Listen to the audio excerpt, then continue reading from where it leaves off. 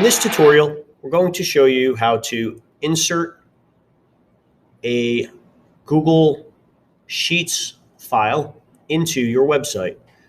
And inserting any file into your website will work pretty much in the same fashion.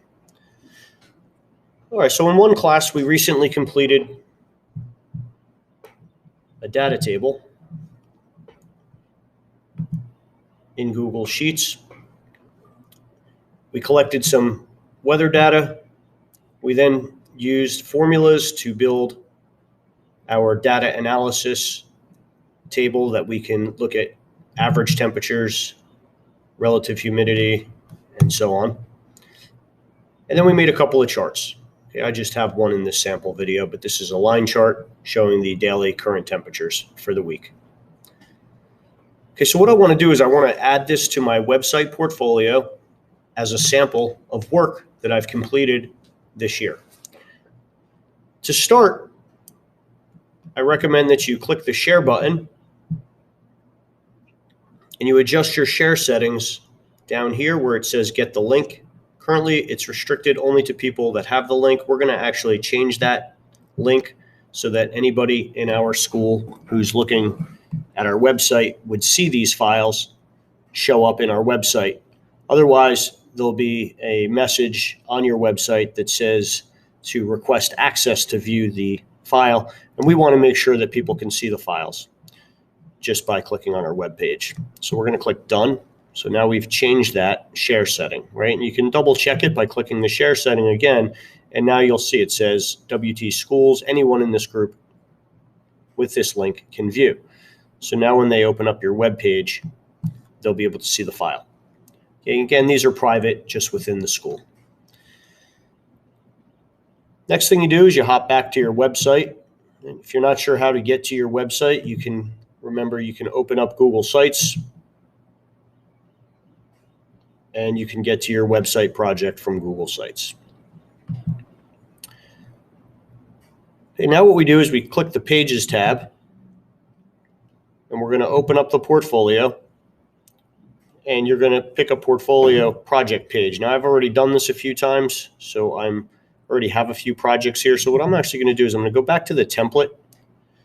So those of you who might be adding a fourth or a fifth project, you can go back to that template page that we made towards the end of our instructional videos. And you can click the three little dots, and you can duplicate that template page. And we're going to make a new name for that. I'm going to call this one Weather Data Project. I'm going to click done. And I'm going to take that page and I'm going to move it underneath my portfolio so that it's inside the portfolio. You could also just have dragged it right on top of portfolio and it drops it right underneath so it's nested. Okay, this is called being nested underneath. So you have a main portfolio landing page that you created that had buttons on it. You'll probably now need a new button. So you're going to go to Insert, scroll down, Button, Weather Data Project, and link that. Now, if you already had a page, project one that you put this on instead, that's fine. I'm going to find that page and then insert another button. And then I can move that button into place. So as you get more projects on your portfolio page, you can reorganize these buttons so your page looks nice and organized. Okay, before I publish it, I'm going to come back down to my Pages tab. I'm going to go to that Weather Data Project. And now I'm going to insert the project. So I click Insert. And I don't want to insert a link. I want to insert the actual file. So I'm going to scroll up here to Drive. And in your Drive, you're going to look for that project file. Okay, you can search for it. So if I look back at the title of the project, Mine's called sample weather data table for Ferranti. Yours will be named something different. So I just double click here in the title and I copy that. And I'm going to come back in here, and where it says search and drive, I'm just going to paste that title in there so that I can find the exact file I'm looking for. And here it is. Okay, I'm going to click it and then click insert, or you could just double click the file. And now the entire project gets dropped right onto your page. Somebody looking at your project can click at the bottom to see the analysis table or the chart. And what I'm doing here is I'm just making this window a little bit larger so that my entire table fits inside the page. Okay, so you can size that accordingly. Then here, I ask for a project description. Okay, so that you can retype this information. The purpose of this project was to create a data table, and then you can continue with your brief description. Usually the project description is about 2 or 3 sentences. Under the reflection, I'm looking for some or all of these questions to be answered, but I don't want you to just answer each question. I want you to write a short paragraph that reflects on what you learned.